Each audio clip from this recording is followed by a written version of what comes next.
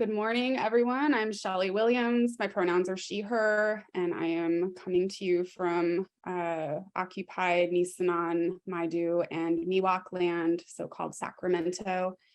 And so this panel is called, is about housing justice. And I was hoping to get some perspectives from both the tenant rights movement and the homeless rights movement and a geographical diversity. And we had that, but two of our panelists haven't showed up yet. So it may just be myself and my comrade from here in Sacramento who mostly do on the ground homeless organizing. So it might be a lot more casual and a lot more opportunity for questions about the work that we do. So if Shanti Singh and if Savina Martin are here, and I'm just not seeing your name, so you have a different name, please raise your hand and they may show up later. So let's go ahead and introduce Crystal. Crystal is one of my comrades, and I'm very excited that she's here to talk about her long-term experience and really important work that she does.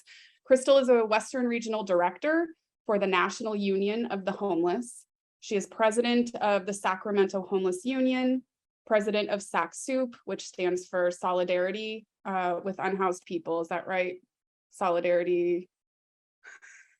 Close. It's Sacramento Solidarity of Unhoused People. Of unhoused people, as well as serving on many boards and commissions locally and nationally. As a community organizer, she knows and understands another world is possible, and it is our mission to create it. So welcome, Crystal, and it'll just be a pretty casual conversation about kind of the work that we do here, and obviously we have insight into the bigger picture as well. So Crystal, if you just want to start by talking about how you got into this work and maybe some more detail about what your work is and maybe your, where it started and how you got to where you are now. For sure. I'm gonna have to turn off my camera though, because it's doing the lag thing. So I have to do that first. Okay. So my work encompasses fighting for freedom, inclusion, and social justice, focusing on the multifacets of state, national, and international poverty, and abolishing the systems that have created this intentional harm. We as a community and as a society rely on each other. We create our own, and we do not rely on a system that protects property over people. We do not stand around. We do not wait for permission from our local municipalities to do what is morally right, and at times it may not be legally right. We know that laws, criminalization, and intentional poverty are part of a much broader system that is based in systemic racism. My work encompasses breaking down walls of trauma through a racial and equity lens. What brings me to this work is I'm an impacted voice. I am a formerly homeless domestic violence survivor. I'm also a former foster group home youth that was a ward of the court. So courts and that system's been in my life my entire life. I am a child of long-term incarcerated parents, but mostly I'm a mother and a person who has struggled in poverty, living from paycheck to paycheck, from food bank to food bank, and has been housing insecure most of my life. Thank you, Crystal. And can you talk about your kind of timeline of getting into this work? How did you enter into it, and how did it kind of ramp up to the level that it is today? Yeah, it's been a wild trip. Let's just say that to begin with. I was taken away as a child by CPS and placed into foster group home care due to my parents being incarcerated. And for me, social justice has always been a thing. I've always been a fighter. I've always been about solidarity, about how we can get our neighbors food. When I went into the foster group home system though, at 18, I'm 43, I'll just say it. I'm 43, so 20 something years ago, it wasn't the same as it is nowadays. There was no resources. When you turned 18 and you were a ward of a court, you were thrown to the streets. And so from that point on, I made it my mission to not live in my trauma, but to use my trauma and experience to teach others how to survive. And that's where we've been going. And so for about 23 years, 24, 25 years, I have been working with our unhoused communities. I have been doing everything from creating our own systems, creating our own cop watch. We just have, I don't want to say it's an alternative government, but it really is an alternative government at this point, because we know that the policies and laws and things that are put in place are based, again, out of systemic racism, which was never made for any of us. And so we do create our own networks. And we just, continue to fight and lead and treat our neighbors and our brothers and sisters the same way we want to be treated. It's just been this continual pattern of work. And like I said, it's kind of been something I've done for 20 years. I've worked in the medical field for 17 of the 20 years, but I've always kept that fight with our own housing groups. Yeah, thank you so much for your work and the way that you inspire this local community. So, this was, again, going to be somewhat of a bigger housing discussion with, talking about homeless organizing, and that scope has kind of been reduced a bit. But if you would you speak on, like, there's a thing called the miracle question. If you could wave a magic wand right now, what would the US housing system look like and how would it function? For sure. So I'm just to let folks know I did write my answers because I thought I was going to have co-panelists and I tend to talk too much. So I'll read the answer and then we can, I guess, go into that. So I put housing as a human right. Everybody should have access to housing. And I'm not talking about some substandard government funded housing. I'm talking about adequately defined by the people, adequately, I can talk today, defined by the need and adequately defined by what a person wants. Like I said before, homelessness is multifaceted, and I believe that housing needs to be in those multifaceted. And what I mean by that is that our housing needs to be environmental friendly. I believe that housing should have rooftop gardens. Neighborhoods should not be segregated the way that they are. The value of neighborhoods would be its moral value and community, not its capitalistic value. If any law were to be put in place around housing, for me, it would be to ban greedy capitalistic landlords who justify placing people in poverty by changing access. Oh, sorry, I guess I didn't write that right. By charging inaccessible rents and throwing people back to the streets. The housing system would be community ran. There wouldn't be struggle to choose between paying rent and paying for food in your fridge. The capitalistic view of private property would be gone. We would know our neighbors and we would be safe, and we would have that open door policy that we used to have. For far too long, the narrative has been forced upon us that we must not trust our neighbors, we must not talk to people, and we must look away. Strangers mean crime and all the other stereotypes, etc. We would protect people over property. And I guess to add on to that, we've made national news with some of the sweeps that we've had here, especially protecting government funded public property. We had a sweep here in 2019 that made national history. It's in the National Law Center Hall of Shame, where we had 40 activists, advocates working with 200 people that were on a property. The original history of the property was it was a motel with a trailer park on it. People in poverty lived in this place. Our lead for our encampment there actually was the hotel manager.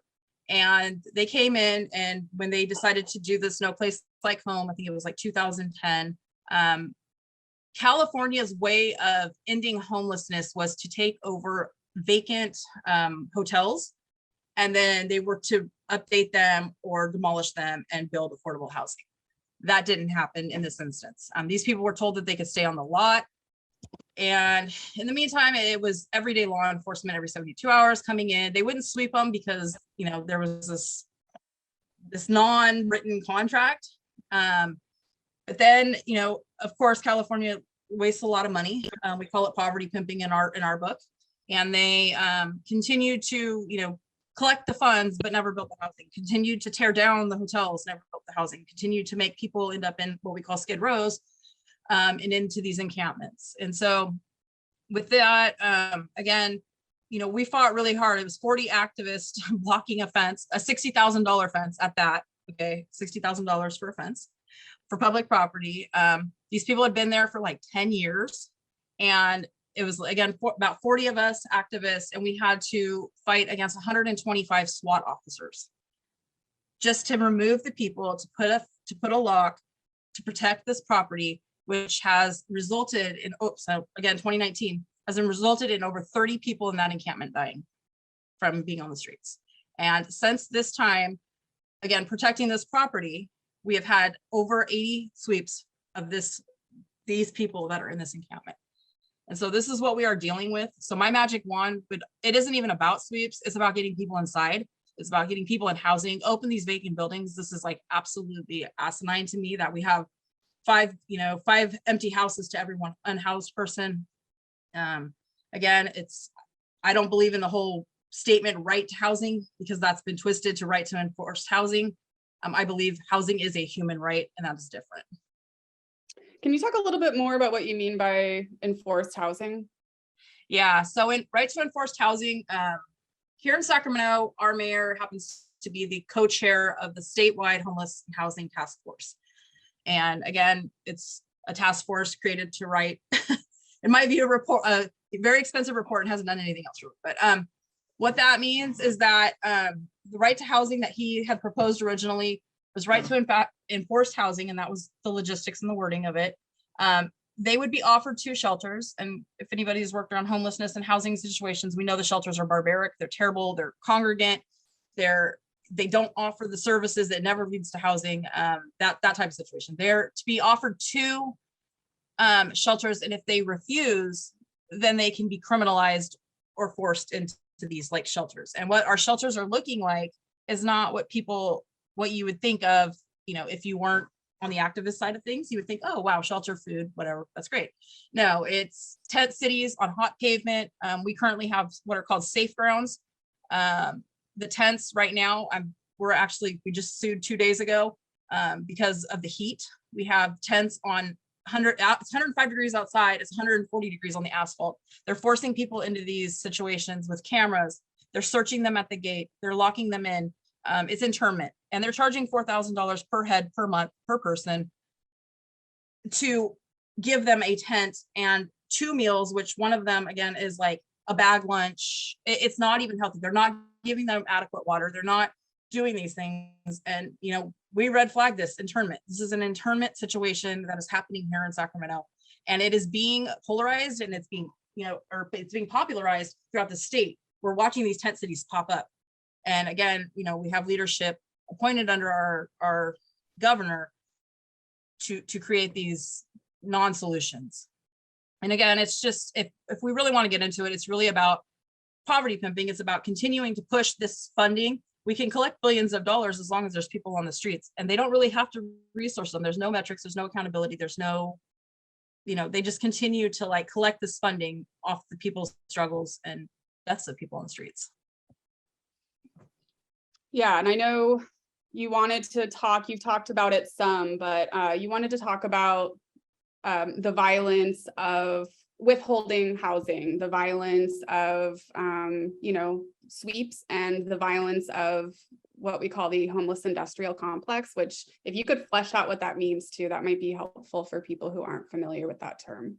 Yeah, the homeless industrial complex are like these nonprofits, these CBOs that continue to collect money, and they're not doing anything. And we have a huge example of that. I'm not going to name a specific name, but we have huge examples of that here in Sacramento, where they continue to collect state funding, and they're just putting people wherever they're going to put them. They're with promises of like wraparound services, rehabilitation, mental health services, behavioral health stuff. But it never comes to fruition. It comes to recycling people back to the streets, and then they continue to like keep them in this process where they continue to collect the money off of them. It's not, the narrative is very like, oh, we want to help people that are homeless, we want to help people that have mental health. How can we fund this? Let's get funding for this. Let's continue to collect this funding. But at the end of the day, it never reaches the people on the street who need it the most. So that's the homeless industrial complex. And then for that question, like I said, I wrote all this stuff out. We can go into it again, but so I said, is there around the violence? Yes. Definition of violence is the behavior involving physical force intended to hurt, damage, or kill someone or something. Synonyms that go along with that are forcefulness, cruelty, sadism, and murderous. The entire system is violent from the root to the end cause. Policies are being placed that perpetuate direct violence through force and cruelty, such as police sweeps, in which they use brutal force to remove human habitation, shelter, and force, also as like things like forced evictions. These are violent state-created dangers that leave people in greater harm than they were before the harm was perpetuated. Oftentimes, this leads to a chain of harm. We know that our unhoused brothers and sisters are in encampments for protection. They look to each other. They don't have a locked door. They look to each other again for protection. When police sweeps happen, oftentimes within the first 3 to 5 days after the sweep, somebody dies. Somebody is assaulted, or somebody has a weather-related incident or stress-related incident. Moving encampments has its own stress factors, which are violent. Evictions are the same process. It displaces people into worse conditions. Furthermore, the barriers that are created through this violence and criminalization oftentimes create realistic housing barriers for people. Once you start getting a record, again, it makes it where you can't do this housing stuff. I just did the 100-day challenge, which was here in California. Gavin Newsom put down this 100-day challenge, which was to come up with a goal and then to solve the goal in 100 days around homelessness. Ours was to house 46 people who had housing vouchers. I was kind of mortified at first. I'm like, oh, how easy, like you guys are ridiculous. Like this is stupid. We should really be trying harder. My job was to find 46 people. We did it in a day and a half that were in encampments, get them case management, and then the landlord engagement element. We didn't house anybody. So this is the reality of our situation here right now. We often say once somebody becomes homeless, it is nearly impossible to get up and out of the government recycling systems. The violence to those who are in these systems and to the taxpayers comes in the forms of the homeless industrial complex.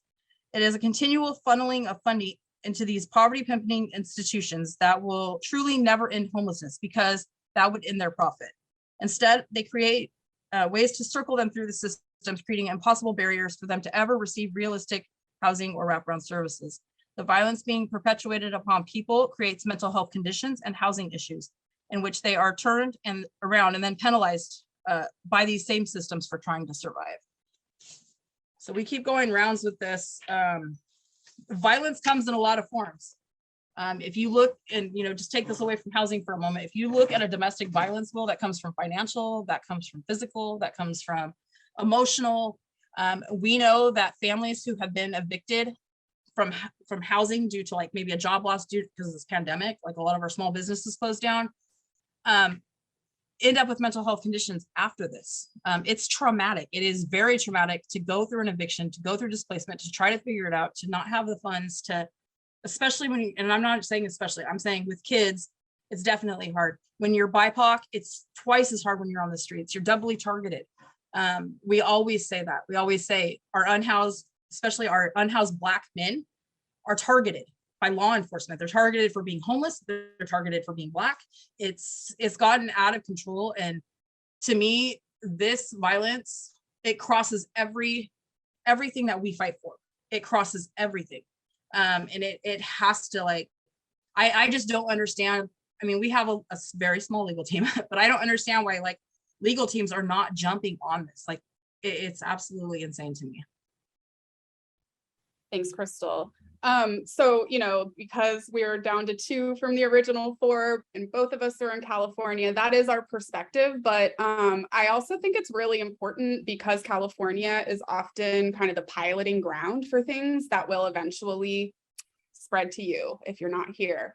So Crystal, do you want to talk a little bit about some of the stuff that is going on the state level and local level, a lot of times very deceptively named policies? Do you want to talk a little bit about that and what we're fighting against here and what folks need to be on the lookout for in their areas soon? Right. It's a narrative game. It's very hard because the narrative for so long has been in the arena of political figures. It is a paid corporate entity. It has always been like, don't make us look bad. I've even had reporters tell me flat out, like, I can't report on that because certain politicians won't give me stories. So there's a lot of this back and forth that's going on. But what we're seeing is how they are wording things and how they are shifting the narrative. They are trying to get people to come against each other, whether that be people with disabilities and unhoused, whether that be, people who are environmentalists and unhoused. They're creating this friction that doesn't exist, but they make it look like it exists.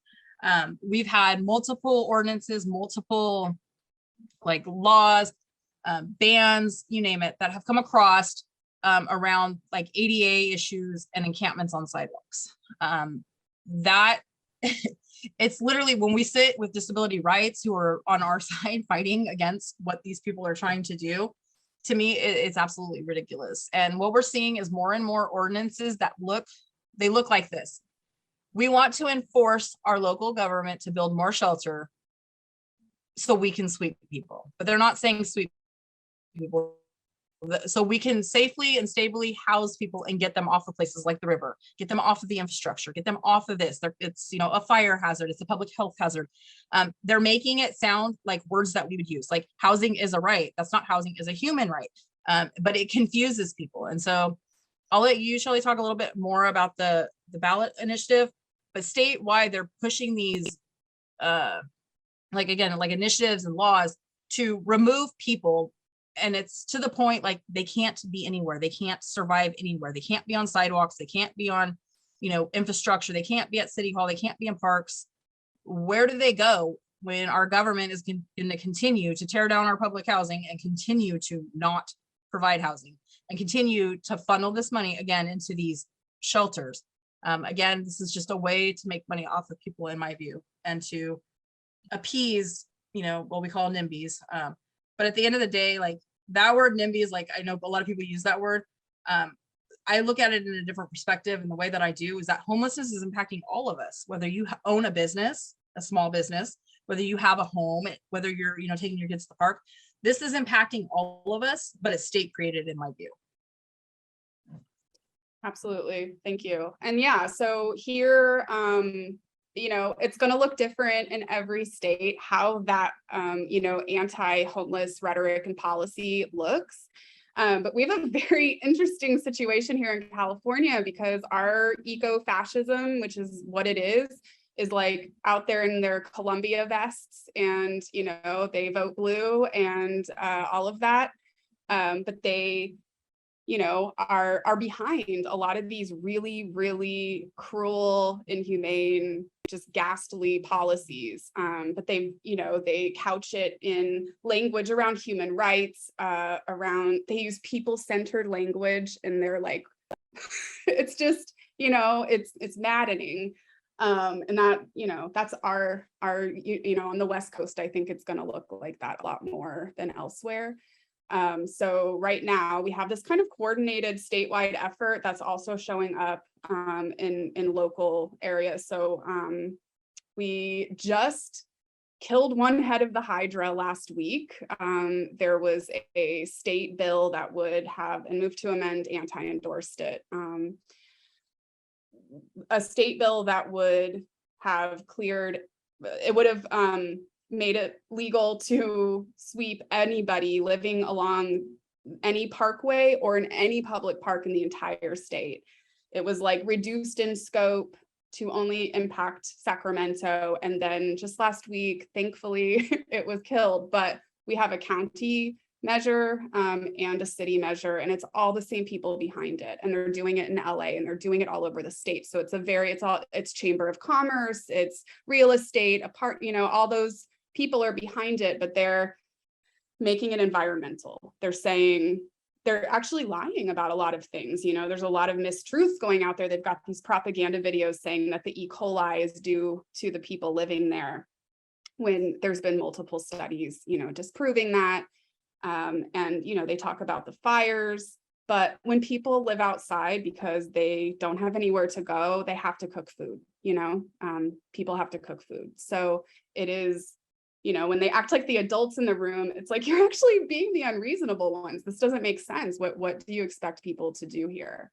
And then, you know, there just seems to be a total blind spot from everybody in our leadership that homelessness is like exponentially increasing constantly all the time because of, you know, the buying up of all of our housing stock and renting it back to us at, you know, absolutely outrageous prices that we can't afford, and no eviction protections, and all of that is, you know, making it so our numbers. Crystal, how can we talk about how our, like here in Sacramento, how much homelessness has increased over the time you've been working in this realm?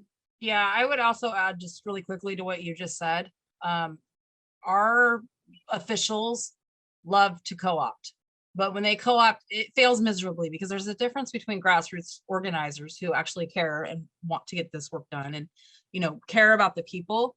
An example of this is they constantly are using the words harm reduction. And I'm kind of sad Savina's not here because she's one of the original like harm reduction warriors. But they're coming in with these programs and saying, okay, I'm going to give you an example here in Sacramento. They're saying harm reduction. We have our district attorney coming in, pushing fentanyl awareness, while all the grassroots organizations have been doing the Narcan.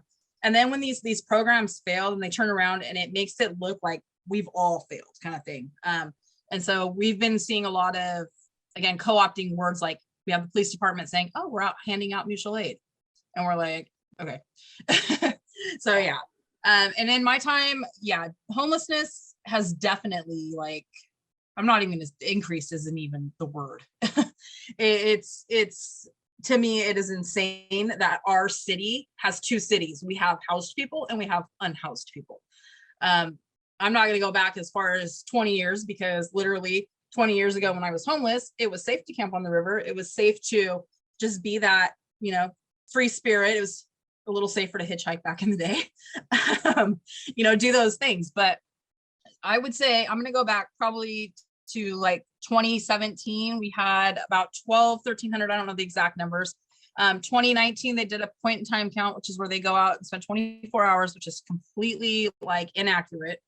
They go out, they get as many volunteers as they can to go out to these encampments and count people. And they're not even really counting people. They're counting tents sometimes and saying there's 2 people per tent, 1 person per tent, which we know is not true. They will not go to areas that are where we go. We have 392 camps mapped here in Sacramento that the union has connection with, that we work with. And in the beginning of the pit count, it became a controversial thing because what it did was it GPSed people. And then right after the pit count, people were being swept. And so people oftentimes hide from the pit count. But since 2019, we had 5,570 people was what was counted. I sit on the pit count board, or the COC board or whatever, and the racial equity board. And we're looking at 20,000 people since 2019. So we've gained 15,000 people on the street. And this year, it was kind of a great thing that they did. They actually asked if during this time of COVID in 2019, between 2019 and now, if they were moved and who they were moved by. And 70% of these 20,000 people said law enforcement. And what is absolutely crazy and asinine to me is that in Sacramento, we had filed a lawsuit during the pandemic to stop sweeps, because what we told the court is that we all have the right to shelter in place. Like, we shouldn't have to be moving around. Where's the water? Where's the hygiene? Where's the hand washing stations? You've taken away all this access. And so, we get a lot of this blame. I've been in multiple meetings where people have blatantly, without saying my name, said, this is your fault. You sued. Now all the people are on the streets. I'm like, no, all the people came out of the woodwork. All the people have come from the rivers where you've pushed them to. All the people are like coming out of these areas that are unsafe and being free to be on the streets. I mean, I would love for people to be free in their own homes, but it's allowed them to do that. But when the state reopened, the state of California, which was June 15th, the sweeps restarted. And so again, we took that time to create our own, whether that be connections, creating camp leadership. And we have contact every day. Like, when there's sweeps happening, they contact us. And so we can record and we know what's happening in our encampments. And then we filter it out, whether that be through sweep defense, whether that be through cop watch, whether that be through whatever's happening, we can send people out and protect our people. Because again, it's about creating our own. It's about understanding that this is a systemic problem. And yes, we need to fight at the systemic level, but they were never there to begin. They were never there for us to begin with. And so it's either create our own and keep our people safe and alive, or, do nothing. So 20,000 people though. I'm waiting to see LA's. I'm pretty sure LA's is like 10 times what it was. Yeah, it's crazy. Yeah. And I would say too, just really quickly, we do compare a lot of stuff to California because we do have like the largest amount of unhoused folks, but this is happening across the nation. Our national union, we have locals in Washington, Pennsylvania, all over, but in Chicago, and we're seeing the same trends. They're learning from each other. This in California, they have statewide meetings with all of the mayors, these big city mayors. They have the League of Cities, which is all of the cities, the Association of Counties, which is all of the counties, coming together, sitting around a table, planning on how they can criminalize. We literally have a picture of our, we have a Department of Community Response. That's a whole nother story. That would be a whole nother webinar. But it has a picture with Martin versus Boise and ways to get around it, which for here, Martin versus Boise. Yeah. Martin versus Boise here, and I think it's the 9th District Courts, upholds that an unhoused person cannot be criminalized by any municipality when no adequate shelter is available, but they do it anyway. But yeah, so there's ways to get around it. And so they are doing this statewide, nationally, internationally. We actually organize with the African shack dwellers. We've done webinars with them. We're pretty closely. This is the same, it's the same story. If you get a chance, watch the movie Dear Mandela, you will see exactly what's happening here, happening everywhere. It's internationally this is going on. So can you talk a little bit more about the, what a homeless union is, what the, strategy is, how people can support their local homeless union? Yeah, we still are in the process of, life has been crazy. So life has been crazy. So the National Union of the Homeless was around in the 80s and 90s. Our two major wins were we fought against HUD and we were able to get a percentage of housing be deemed affordable. And we did that through housing takeovers where people literally went in, took up vacant HUD homes and stayed in them until these policies were changed. And so we won that. And we also run the right to vote using a cross street if you're unhoused. Prior to that, you had to have a residence and that didn't work. And so how we're in the process of, we reestablished the Homeless Union in 2019 in Washington, DC with the Poor People's Campaign when we went for the Poor People's Campaign event. And so that was like June and then like COVID hit. And so we've been in this kind of like this, like just survival mode, but we are creating the unions. And what the unions encompass are us going into these encampments. And they are, the leadership of the union is unhoused, formerly unhoused, people couch surfing, people that follow those definitions, people in the shelters, we're organizing in shelters. And again, we create leadership and we fight for, what our folks are doing. We're taking people to City Hall who normally didn't, we're uplifting voices, getting impacted voices in these meetings. Like we're tired of people having these policy meetings without an impacted voice in them. So we're just kind of everywhere, but we're currently in the process of reestablishing our or restructuring stuff a little bit because like I said, it's just everything kind of flowed with COVID. Thank you. So I think we can go ahead and open up the chat for other questions. This was an 80-minute session, but there was going to be 4 people. There's just 2, and we'll stay on as long as people have questions. But before we go to those questions, I just want to ask one more, Crystal. Obviously, your homeless union organizing, is I guess what gives you hope right now? Everything sucks, everything's terrible, feels like it's getting worse. But I think there's a lot of, things that we can have hope in. And I just want to know what those things are for you right now. Absolutely. And I did have an answer for your tenant question if you want to. I know the tenants people aren't here, but yeah. I can answer that after. But my hope is, it isn't hope, it's we're the people. We are the people. Like again, I was never like this anti-government, like I didn't understand organizing. I didn't understand any of that. I worked in the medical field. Like I lived life the way it was, but wrong is wrong. Morally, like if it feels bad inside, this is wrong. And what gives me hope is that the people are like fighting, they're standing up. Our unhoused folks, people discriminate, like it makes me crazy, like to like hear people talk about our unhoused. I don't know if you guys have Nextdoor, but Nextdoor is like the anti-homeless wall of shame. I've been able to actually break through a lot of barriers with these people and get the understanding. And as horrible as COVID has been, like it literally has like shined a light on like community and bringing people together. our homeless union here in Sacramento, we have over 2,800 members. Our SAC SOUP coalition, that was brought and made in the beginning of COVID, because what happened was the homeless union was a few people with vehicles, because again, most of us are formerly unhoused or are unhoused. And it brought together all of these people that wanted to come together and work. And we have everybody from radical groups to religious groups. I mean, it's the whole gamut of people coming together. And so what gives me hope is just that we can do this. Like, again, we never needed them. It's just, we have to take back our power.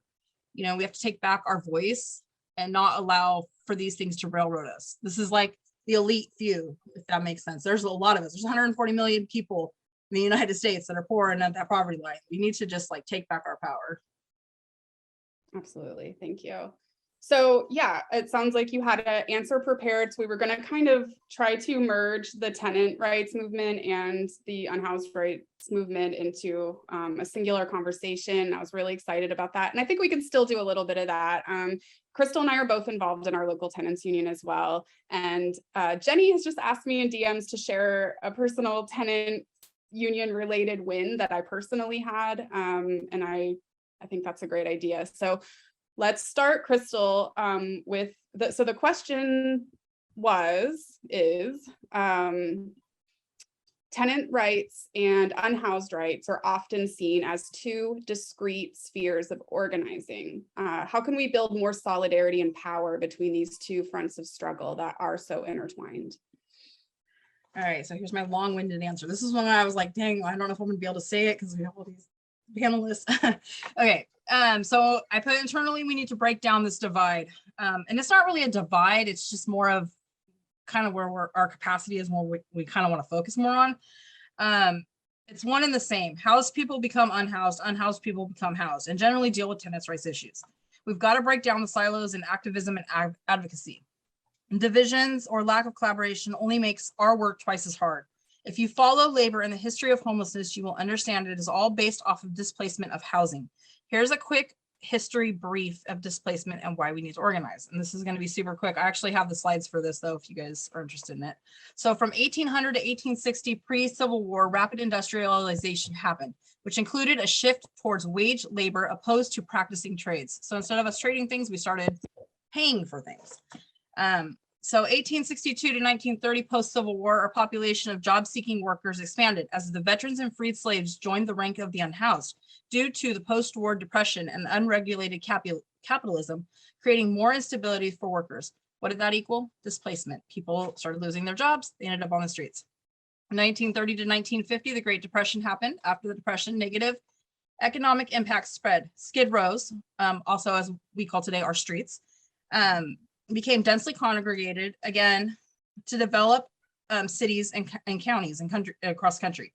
Displaced people creating communities as they sought to take refuge for themselves. The homeless crisis began to have a widespread impact, again creating displacement. 1950 to 1970 was urban development. Mid-19th century, the US began to execute systemic change that shifted the narrative on homelessness. Skid rows and streets started becoming swept and cleared in the name of urban renewal and gentrification. New housing regulations on policies were put into place, such as zoning, plumbing, and fire code. This resulted in tenements, which for people that don't know what that means, that is a room or set of rooms forming a separate residence within a house or a block of apartments, or a house divided into and rented out as separate residents, especially one that may be run down and is overcrowded. So eventually these were torn down. While this did raise the bar for conditions of housing structures, low-income populations were left out. Housing became expensive to build and maintain, and single occupancy rooms were also depleted, creating, again, displacement and homelessness. 1970 to 2000, the chronic systemic problem era. Shelters and organizations began to pop up to fill in these gaps, to try to fill in the gaps of people being on the streets. But at the same time, several court cases came about and established right to shelter and homeless assistance on the federal level. So, however, at the same time, the federal budget cuts to social services further exacerbated the homeless crisis. Again, creating this displacement and then now creating the homeless industrial complex. And then we're here. So 2000 to 2020, the current housing and homeless situation remains the same and is still being exacerbated. And we are repeating history by skyrocketing rents, low minimum wage, automation taking jobs. We are forcefully criminalized, and all due to a failed, broken system. The people are still on the streets, struggling, trying to survive. Again, retreating to the streets in makeshift tents, vehicles, RVs, just to survive. People are being priced out again due to gentrification and low wages. So again, it's displacement and nowhere for people to be. And then I put, so again, it's going to take all of us organizing from tenants' rights levels to those on the streets to create housing solutions we all want to see. We only get what we're organized to take. That's our, that's our like, our slogan. So that's kind of where we're at with it. But yeah, the tenants, it has to come together. It's not two different things in my view. Exactly. Thank you so much. So, you know, my personal story is that I moved to Sacramento in 2016. And I shortly after that became a single parent of a 2-year-old. And I was living in an apartment that basically over the course of, I signed a shorter lease on the second one because I wasn't sure what I was going to do. But basically my rent went up 25% over 2 rent raises that were 8 months apart. And I couldn't afford to live there anymore. I made $15 an hour and I was displaced. I had to leave. I ended up moving into an unsafe situation for a while. And then the owner of that house sold it to a flipper. So I was once again displaced. Then I moved into the place I have now, thankfully through word of mouth and connections, and I'm really grateful for that. But I had to lie on my application. Thankfully, I had a boss who would lie for me. Most people don't have that. And I was able to kind of beat the system a bit, but legally, I'm not supposed to be in this home that I'm in now, the one I'm sitting in right now. I, on paper, like technically do not, I shouldn't be living here. So I'm honest about that because like, that's what people have to do to get into housing. So we're living here for a while. Our landlord is being, you know, I was with a roommate and my kid. Our landlord started off trying to be our friend, really nice to us, gave us a gift at Thanksgiving, et cetera, et cetera. And then at some point, we asked for the dryer to be fixed. Turned into this whole thing. And he turned us over to a property management company when we were working, you know, directly with him up until that point. And then shortly after that, what was the percentage of the rent raise? We were handed a new lease proposal from this property management company with a 29% rent increase. And thankfully, because we are connected with our tenants union, we knew who to go to. And we asked for help and guidance. We, you know, learned that that is 100%, even with our terrible tenant protection here in California, was still egregiously beyond. 9% is the maximum raise, which would have been $167. I spent so much time that like nobody should ever have to spend this much time going back and forth with the property management company and just being gaslit over and over because you know you're right and they just keep messing with you because they want to wear you down. It was such an educational experience because I'm like, this probably works. Actually, Shelby is also on the call. That's my roommate. We went through this together. So it was, you know, very educational, but also made me see most people do not have capacity to do what we did. And it, you know, so what happens is most people will self-evict under these conditions. They don't know their rights. They're afraid. And they're just like, I just need to make other plans so that I have housing. Or, you know, they don't end up having an alternative. And that's how a lot of people end up on the street. So, you know, thanks to the tenant union, we were able to learn the, you know, department through which to get a strongly worded letter sent to our landlord. That is a government department that usually does not respond back to anybody, but because we copied the tenants union in our correspondence, they said, be really aggressive and make sure you keep naming us. And we finally got it. And that was the end of that. Everything that was in our like billing just changed back to what it was before. So we won that round. But it was like, I don't know how many hours, you know, and how much anxiety and stress was, you know, spent during that process. It was very harrowing and awful, but we won. So anyway, point being, I know that I am just like one thread away, right? From the people who are living on the street, and it's been, you know, luck and connections, but you know, I know that is just one step away for me. So that is where my solidarity comes from. And that is why I spend so much of my time, you know, working with and organizing with our unhoused communities. Thank you, Jenny, for prompting that. So let's see,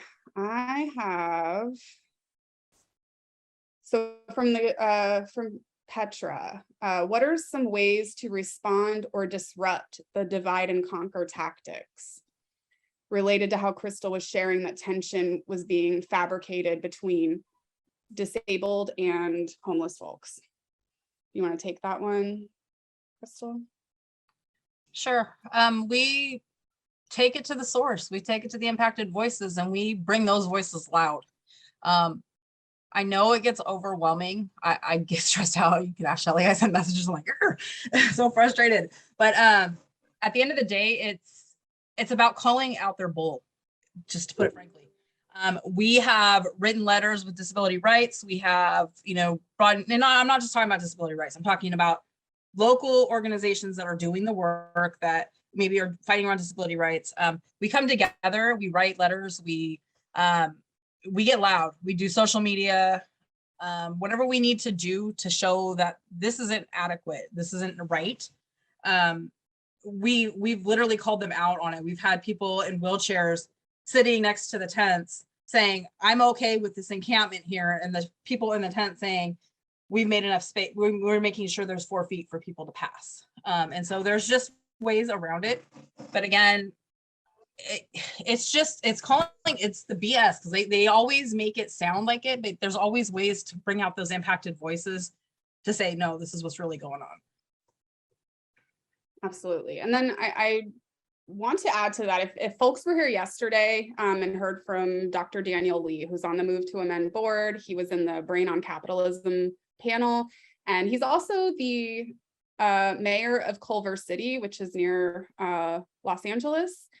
And I'm not saying putting our faith in electeds is not what I'm saying at all, but there are creative solutions. And one of the ones that he came up with that I thought was really beautiful was augmenting the sidewalk. You know, instead of pitting 2 groups that have tons of overlap against each other, you know, there are like really easy things that can happen that can make room for everyone and make everyone safe, and they can be where they need to be. I also want to like talk about too the pitting the environmental movement again, you know, unhoused. One thing that, so our state representative here is kind of he was behind the state sweep bill, and he did a kind of photo op event at the American River here to kind of promote that bill and be all environmentalist or whatever. So we did a direct action there. We went ahead and we chalked the entire sidewalk with messages like sweeps kill, where will they go? Things of that nature. And as they were taking their walk, we stayed with them and we continued to chant sweeps kill, where will they go?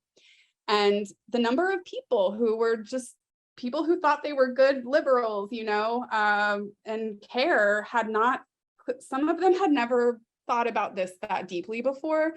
And there were, you know, we got pulled aside. Some people were very annoyed and very frustrated that we were there, but there was also a lot of people who were able to make that connection maybe for the first time, and, you know, showed appreciation for us kind of pointing that out. So, you know, yeah, drawing attention to those contradictions is like ongoing work. Was there something else you wanted to say, Crystal?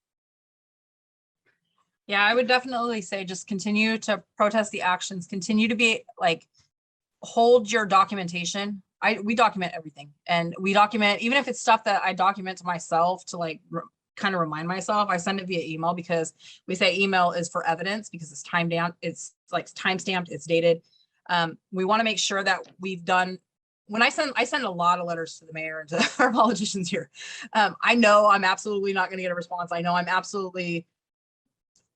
not doing it to get a response, because at this point I know that that's where they're at. But I do it for due diligence, for when we do come after them in the legal arena. And sometimes we do come in the legal arena.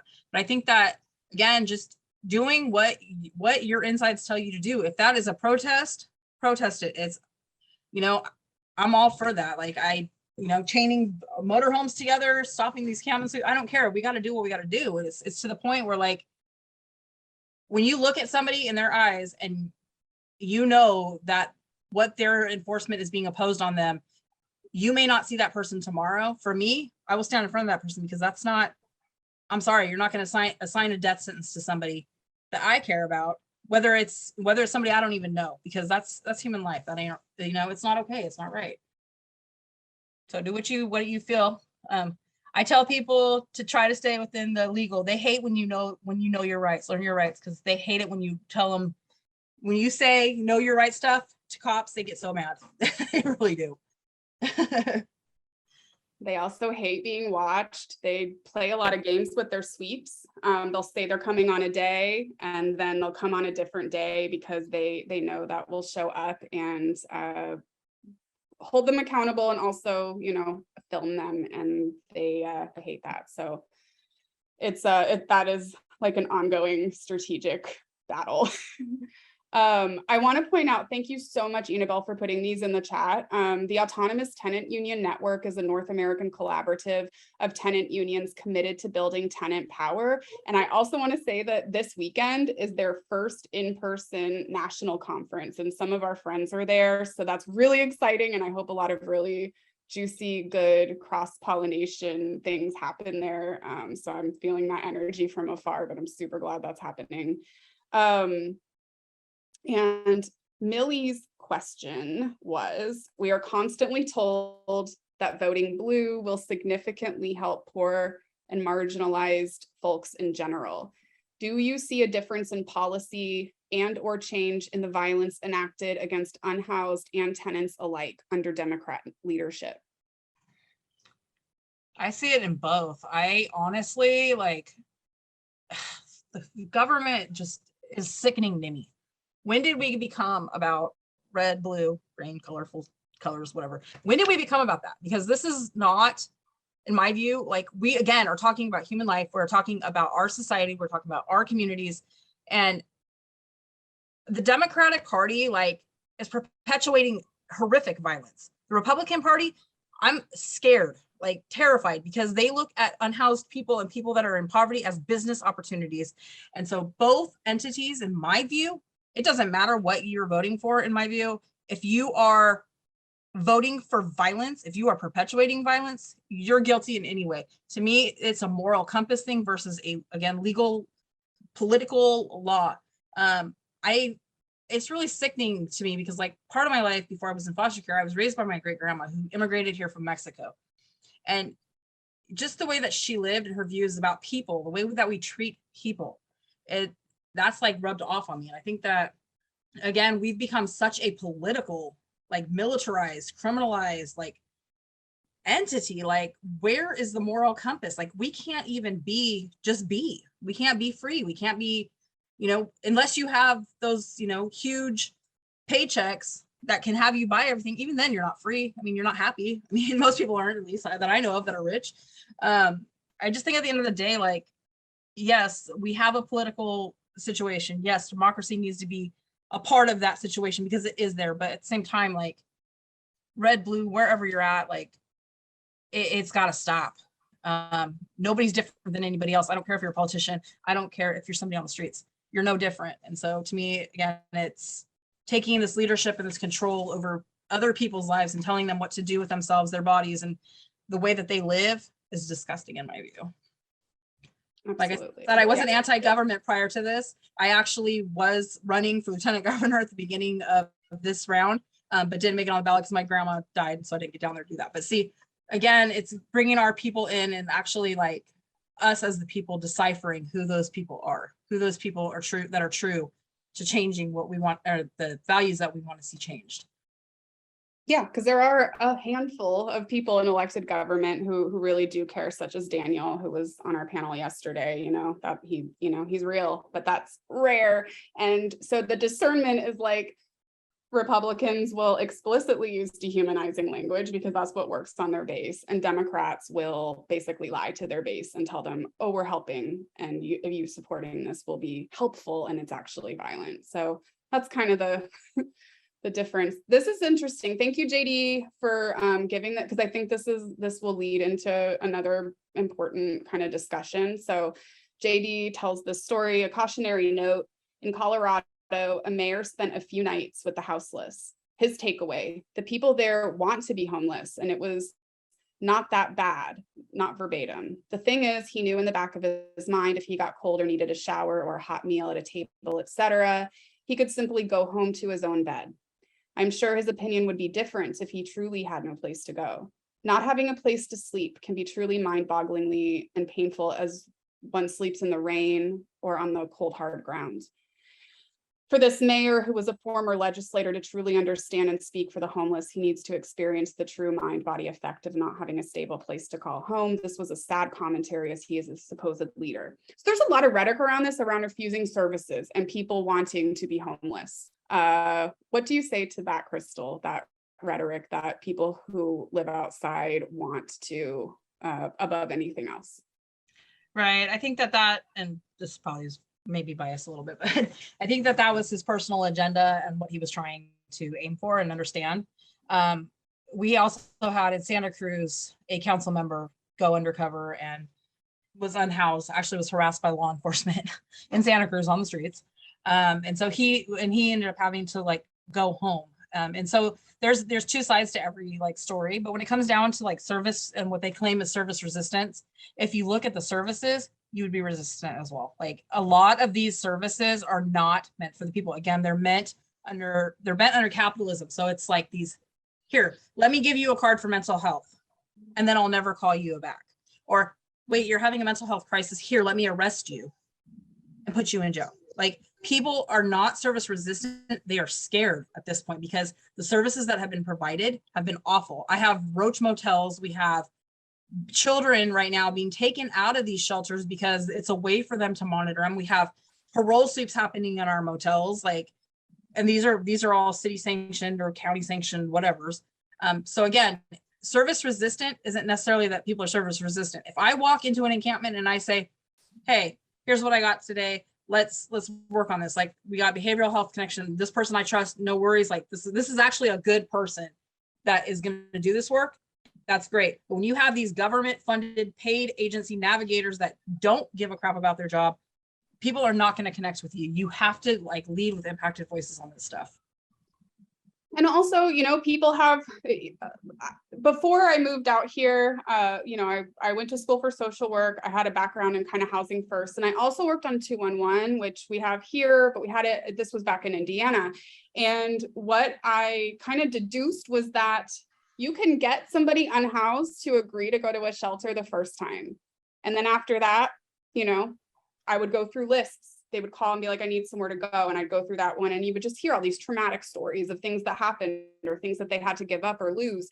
And these are temporary options, here, especially in Sacramento, there is nothing on the other side of that shelter. And that shelter is not forever. So you are basically giving up all of your things, maybe your animal, maybe your relationship, because couples can't be in every shelter together. And so, these are really valid reasons to not want to choose that particular service, but it gets framed as they don't want to do anything. It's like, if you give somebody a real home, they would actually really appreciate that. But that is not Right. you. I would say, or even just the goal to like actually have that real home, like not to say that, hey, yeah, we're going to get you into housing. That's different than actually like working that system to get into housing.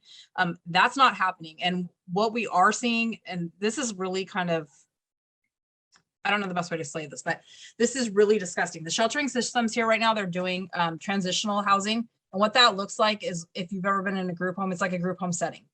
So they'll take one house, put multiple people per room, and they bring them in these situations. But their way of saying that they're bringing impacted voices is they create house leadership out of somebody else who's been unhoused. We have brothels running out of our shelters, honestly. We have trafficking happening out of our stuff. It's dangerous. And a lot of times the violence is being perpetuated by staff members. Our safe ground currently, they're getting paid minimum wage, and the people hate homeless people. Like literally they say it, like even in our hotels, like they call them names all day long. And so, I mean, would you choose to like be in a tent where you can keep your space and do what you need to do? Or are you going to go somewhere where they're going to be telling you everything to do and then abusing you in the process? Like it just doesn't, it's not okay. And then people that are long-term unhoused, there's people that choose to be unhoused. Once you've become unhoused, that PTSD and stress and trauma and learning to survive, it's hard to be in four walls once you've been experiencing that. I will say it, I have not been unhoused for like 20 years now, and I still have that hustle mentality. And I mean, it helps out when it comes to mutual aid and that kind of stuff, but I still have that mentality because that's something that I had to learn as part of like, it became part of me. And so the same thing with people who are unhoused, like a lot of times people will be placed into some sort of housing if they do get the housing or some sort of situation, and they freak out, they panic, they don't know what to do. And that's because the wraparound services never come. There has to be a full circle. It has to be like housing, wraparound service that people want, not that they're forced upon them, because that never works. So yeah, I think that's just an added addition to that. And it just reminded me, I just want to do a little bit of storytelling here, because I think this is a really great example of when people try to engage those services and what it ends up looking like. So there's a nearby RV encampment to where I live that Crystal and I are both very familiar with. And there is a family, a married couple with 4 kids. They work, and they got approved for this hotel program because they worked, which is, I mean, this is like the model family, right? They needed childcare, but they have 2 little ones, especially 2 of their kids are special needs. And so the mom, her mother who's also unhoused, needed to be the person to provide that childcare. But because she isn't in their immediate nuclear family, she's not allowed at that hotel. So they can sleep there at night, they go to work, and then they have to schlep their kids back to the camp. Now it's really hot, right? And leave their kids there because that's the only way they can get childcare. So instead of being in an AC with their grandma, they're out, grandma's old too, this is a very difficult situation.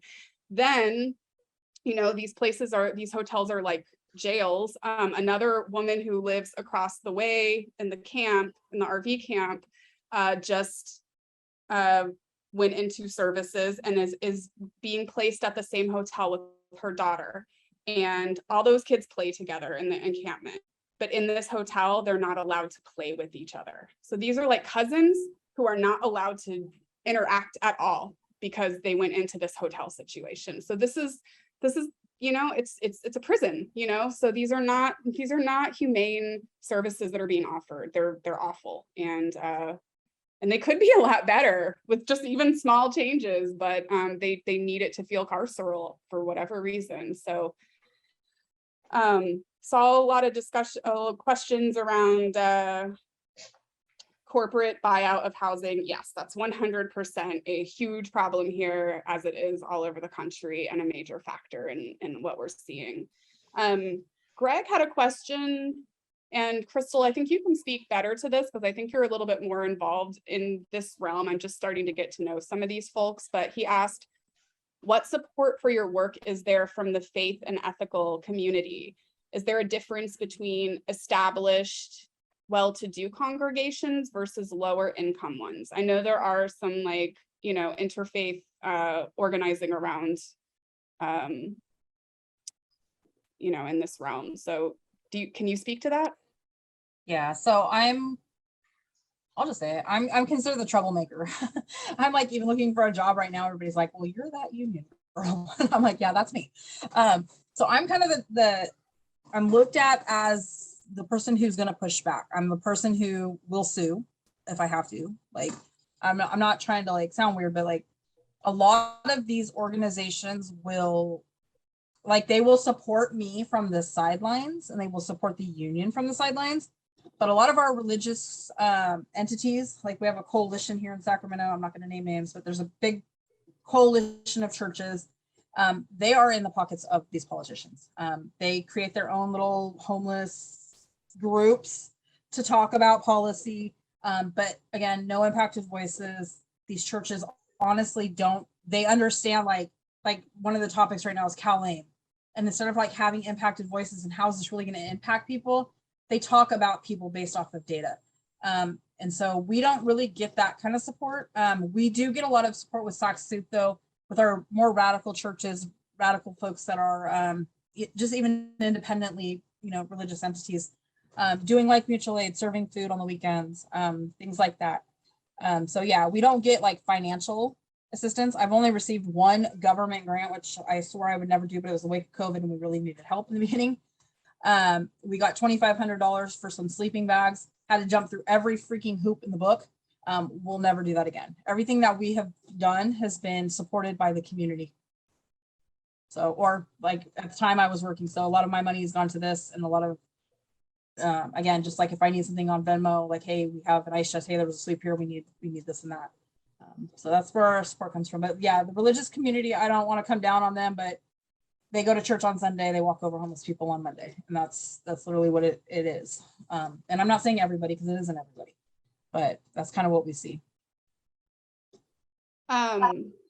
Houston has come up a couple times in here, and I just want to underscore that is a really good example of what happens when money goes directly into housing. People get housed and they stay housed often for the most part. And, you know, I don't know what the numbers are, you know, here. I think it would be very difficult to really gauge it, but, you know, the amount of money that goes into sweeps, paying law enforcement, paying the tows, you know, all the things that they do to just harass and make life difficult for a huge swath of the people in this community, is probably egregious, and probably would translate into a lot of housed people if it were redirected. I would add too, just really quickly, Shelly, that the amount of money that they're paying for these people to be in shelters. So again, $4,000 per month to be in a tent, or $5,000 to be in a congregant shelter with no services. We could take those people and utilize that money, even if the government has to keep their freaking hands in it. Why are we not paying for apartments and leases? And why are we not doing that? Again, it's just funneling back. So I think that's a huge part of that. This isn't about services. They keep saying services. And that's where people, the common person who is on the fence, who doesn't understand, is going to say, oh, well, that's services for the homeless people. Great. That's not the reality, though. That is correct. So I think what I'm going to do now is read what Petra added to the chat, because I think it's really powerful, and then maybe just talk about how people can support your work, the work here. So I'm not going to click on the post, but I'm going to read the text of it. It says, maybe your client isn't non-compliant. Maybe they're not feeling safe with you. They're not feeling safe in general. You're not hearing their concerns. The modality you're using is more harmful than helpful. There's no flexibility to your approach. You haven't earned your client's trust. You're addressing the wrong thing. You're reenacting oppression. You're not the best fit for them. It's so simple and powerful. As someone who came out of social work, I got radicalized out of social work because it was too difficult to work in those confines. I couldn't do the things that I actually wanted to do. And that is, you know, not all social workers, obviously, but a lot of them. And thank you for sharing that, Petra. So Crystal, how can people support your work? Our work, all of our work. It's all of our work. Just, I guess on the forefront, like, you know, I believe in free. So free is use your power, use your voice, lift these voices up, like if you know, we always tell people like whatever your capacity is. Like, I understand some people are fearful to go to encampments. We get it. Like, we understand. But there's multiple ways in which you can engage, whether that be calling your local board of supervisors when these ugly policies are coming through. There's just a lot of ways. We seek like physical donations. We do quite, like I said, money sometimes when it comes from the community, but I'm really about kind of the free cycle idea. And again, creating our own, reusing, recycling, that kind of stuff. So if you're local, donations like that, or I'm willing to, we have people mail stuff to me all the time. If not, if you wanted to do like monetary type stuff, you can go to our website. It's sacramentohomelessunion.org, and it will connect you to all of that stuff. And then as far as creating unions, if you're interested in that, I'm definitely willing to have those conversations. Also definitely willing to have conversations around creating mutual aid networks. We've got all the information around all that stuff.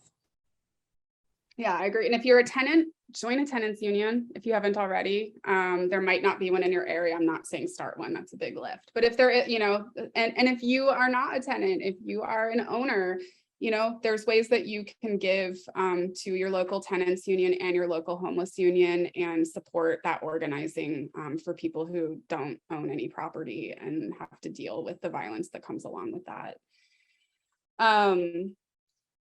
Let's see if there's anything else in here. Yeah, so thanks, Keon, for all your fire comments as usual. Thanks everyone for rolling with kind of the change and the vibe, but I think it was still really good. And I really appreciate Crystal. Crystal inspires me all the time, and I'm honored to do this work and super honored to share it in the space. So, oh, I have a hand up. Oh yes, let's see. Unmute. Do you want to go ahead, Joe? Hi. You certainly have inspired everybody to get emotionally committed to this issue. I wondered if you or Crystal have, to me, this whole weekend is about building alliances, learning from others, connecting. And I wondered if you had done any of that with the Henry George approach, which would reduce the price of land, which would make housing more affordable, which would make it more possible for nonprofit builders and so forth to build more affordable homes, make it possible for municipalities to purchase land to build more affordable homes. Henry George was against wealth extraction, which is obviously what you were fighting in the hoarding of land. So I wondered if you folks have done any connection with the Henry George approach. Thank you. Personally, I haven't really operated on that level. I'm definitely more in kind of the mutual aid, sweep, defense, support work. But Crystal, do you? Actually, like I would love more information. I'm, like I said, this is all just kind of come into this more political arena for me more within the last few years. So like I'm still navigating and understanding all this stuff. I did just get on the board of the Community Land Trust here in Sacramento. And so definitely something I'm interested in. We're definitely trying to acquire land, trying to keep it affordable, and trying to stop these, like you guys were talking about, the corporate landlords. We have Blackstone through the state of California. Literally, if you look at a map of what Blackstone's bought, it lights up like a Christmas tree. Like it's like corporate takeover kind of thing. So yeah, definitely interested. If you want to email me, my email link is also attached to that website. I would love some more information. And once again, oh, thank you. I was going to say, you know, one of our panelists is with the San Francisco Community Land Trust and also does tenant organizing, and she wasn't able to make it today. So I'm really sorry we didn't have that kind of strong perspective and experience to offer. But so, okay, well, is there anything else you wanted to say, Crystal, before we close out? Just that I appreciate all you guys taking the time to be here and to like keeping up this fight. I know revolution's a huge word. Like people are like, yes, revolution, but it's like at the end of the day, like, again, it's just getting back what's ours and continuing to like fight for our people and just lifting up those voices. Like I cannot say it enough, like wherever you can put an impacted voice, get that impacted voice in there and don't allow them to be tokenized while they're there. That's it. Thanks. All right. Thanks, Crystal. All right. Thanks, everyone. I'm going to pass it over to Petra from our care circle before we go into our long lunch pause, which I hope everybody comes back from because there's a lot of exciting stuff on the other side of that. Thanks again.